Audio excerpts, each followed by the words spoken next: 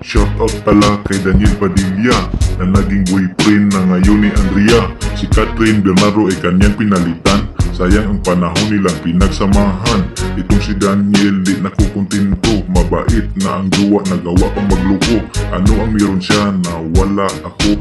Yan ang tanong ngayon ni Kathryn Bernardo. Si Kathryn ngayon ay iyak ng iyak. Ang kanyang mundo ay parang nawasak. Sino ba naman ang hindi masasaktan? Ang kanyang boyfriend ay biglang nangiwan.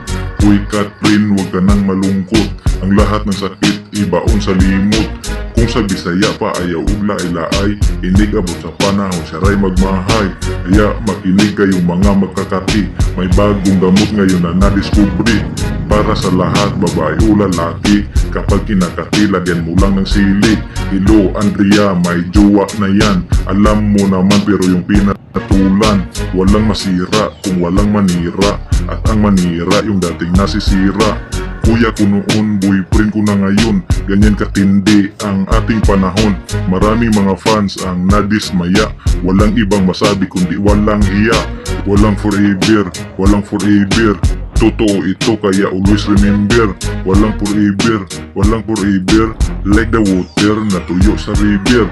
Pasensya na kayo sa kinakanta ko. Hindi maganda at hindi seryoso.